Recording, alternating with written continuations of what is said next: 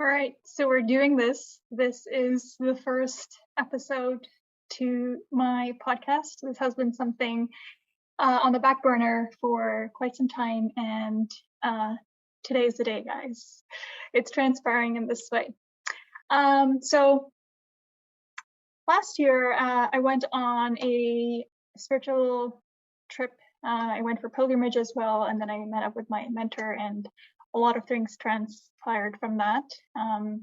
And I was going through so much rapid healing and getting in touch with myself at a very rapid rate, and it only kept me sane to write things down. So I started writing these things down, and that's what's transpiring now as a book. So writing a book with no set timeline or deadline. This is just for me to put things down and for things. And I realized what a selfish thing to just keep it to myself and not share from it.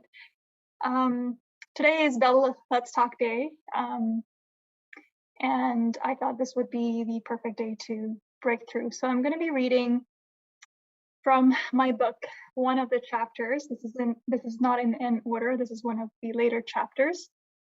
And you will be journeying with me, or you're invited to journey with me on this chapter of my life. It begins with the heading, I never saw tears in her eyes. So I'll be reading it through. It's written out over here. I wish that I had it out here. I love the book in a physical form, and maybe one day it'll get to that. But for now, you'll see me reading through the screen over here.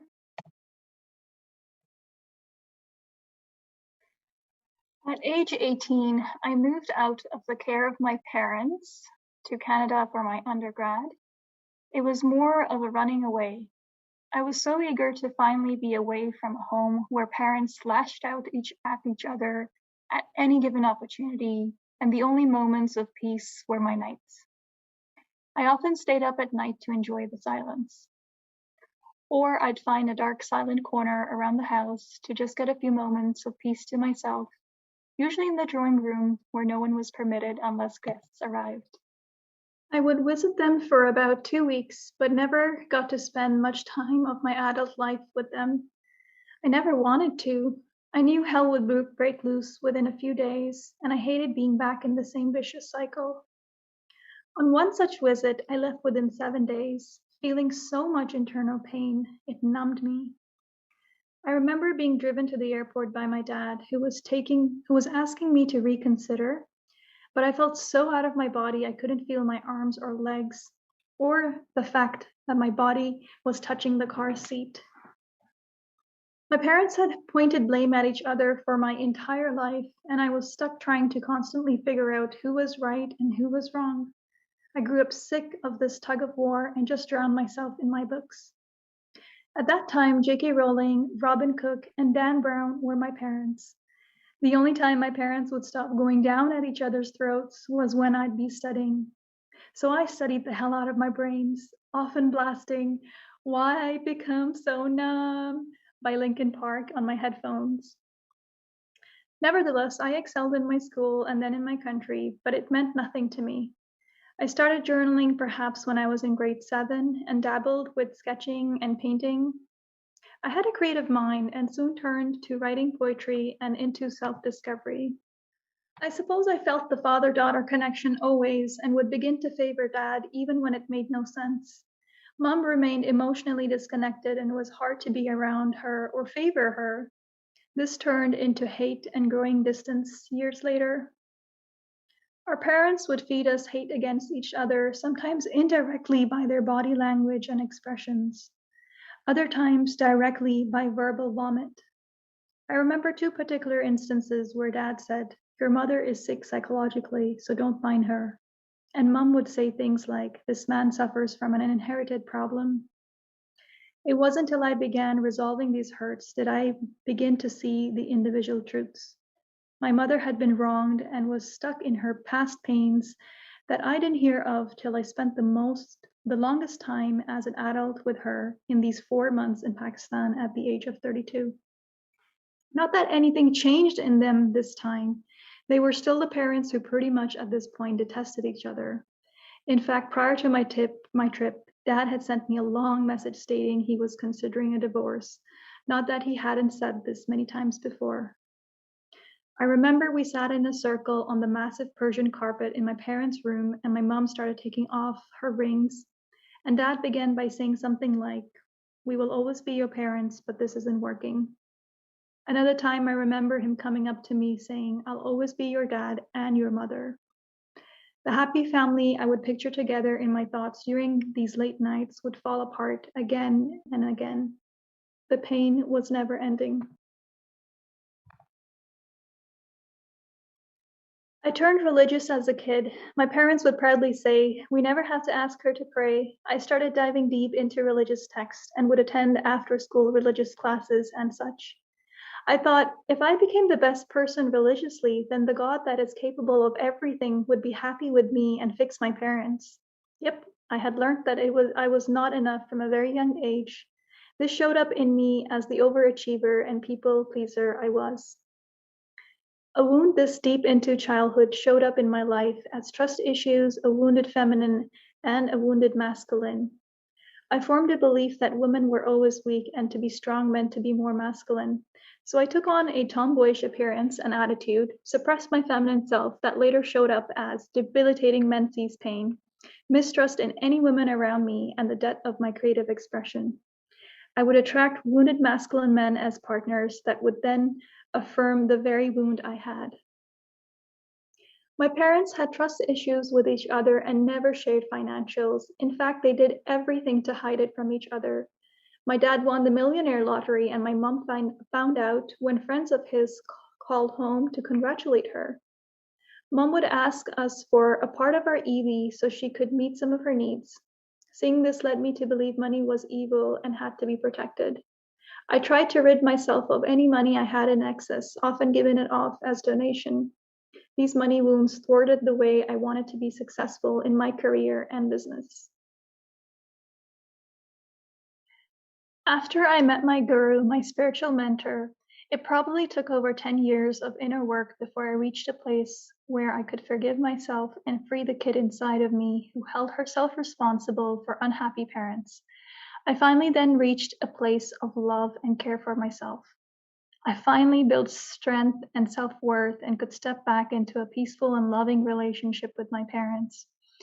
I knew when to draw boundaries and how not to be enmeshed with their personal wounds. I accepted them for who they were, two beings who, like me, had their own wounds and needed work. As Maulana Rumi says, out beyond ideas of wrongdoing and right doing, there is a field. I'll meet you there. Today, I see my mom as a fierce, kind, and loving feminine. Sure, she has her wounds and her flaws, but they matter not. Because when I look at her, I finally see her as a whole. Just as I finally began to see myself as a whole, accepting the parts that I need to work on. When I begin to focus on her wounded self more than her whole self, I know I need to go within and connect with the part of me that is being activated as a result. As my guru explained, that everything is connected. Everyone, every situation is an acting mirror, reflecting a reality within. If you choose to look at life this way, then you know everything and everyone is here to teach you something about yourself. So if I experience anger, it's not because someone is causing it, it's because something within me is perpetuating it. Something within me is angry with itself. When I view the way my parents treated each other, it provoked a lot of anger. In reality, the anger is not towards my parents, but towards myself for feeling helpless in that situation. As Maulana Rumi says, these pains you feel are messengers. Listen to them. And as my guru further explained, emotions are messengers. They bring a message from within. Listen to them. Don't suppress them. The only emotion I really saw my mother express was anger. So, of course, anger was my reaction to most things, especially injustice or hurt. And then I realized I never saw tears in her eyes. In 32 years of my life and hers, I never saw my mother sad or in tears. In a distant memory, I may have seen her eyes glisten when she bid me goodbye at the airport when I left for Canada. And in a very alive memory, I remember her locking herself up in her room for days after a feud with Dad, coming out only at night to eat a bit. She hid her sadness and bottled it in. In these 4 months I spent with her, we grew closer as mother and daughter. She shared stories from her childhood, and we teased each other as friends. I grew affectionate and close. I'd often act like a 2-year-old to draw more love out of her, perhaps to make up for lost years. And then one day, while she was sharing a hurt from the past, as I was emailing away on the laptop, I looked up and I saw her squeeze her eyes shut for a few moments. I thought she shut them trying to recall something from her memory to narrate. She opened them and said, "Every time I think of this, it brings tears to my eyes." Even in that moment, the woman drowned her own tears. Unlike me, who is a flowing fountain of tears at any opportunity, why was my mother's fountain not flowing? Why didn't she let down her tears? Why has she never? I'm not a mother or a parent, but I know enough about generational training they received. Showing weakness, let alone to your children, is prohibited. I remember the time her dad passed away and she was minutes away in a car trying to get to him. And even then, on the phone call with me, her voice did not stutter. I remember being not too different in my early 20s, bottling down my emotions of sadness, anger, frustration, and a dozen more. We did not do emotions. We did not do I love yous, thank yous, or sorry. The Canadian in me got me around the sorry bit, but it was still a struggle to utter it at home. I still haven't been able to infiltrate my conversations with I love yous yet. Perhaps a few with Dad, but I'm quick to revoke them. The love I perceived I received was often conditional upon being good at school or based on accomplishments, rewarded with a verbal praise or a monetary gift. And so when I began mistrusting love, my least favorite language of love became words of praise or receiving gifts. Receiving gifts being the worst of them all because it had the evil touch of money. I was the accomplisher amongst my siblings, so I received more praise and they received words of reprimand. This drove my mistrust in love deeper. I hated seeing my siblings hurt. When you start mistrusting love, you eventually deprive yourself of it, from those around you, and more importantly, from your own self. But how can one survive without love? Even a newborn needs love within its first few moments of life. This led to a strong disconnect with myself and into depression, or what I truly think of as spiritual depression. Because really, what I disconnected from was the true essence of myself, which is love. The depression was really about not being able to get into the expression of self. You truly feel the death of self, and no wonder one has suicidal ideations. The pain here is not about wrongs, the anger, the hate, but rather the distance created from yourself as a result of not understanding the anger, the hate, and the wrongs. I was so out of myself, I felt numb to the loving hug of a friend or any words of comfort.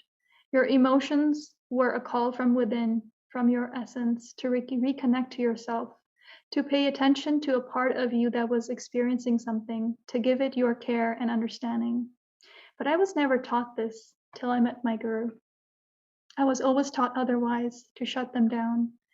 And thank the Lord, I allowed myself to experience one emotion, that of anger, that I couldn't bottle down. She had a mind of her own and a will of her own. She is probably why I'm alive. So in the next chapter, we'll be discussing the emotion that kept me alive, anger.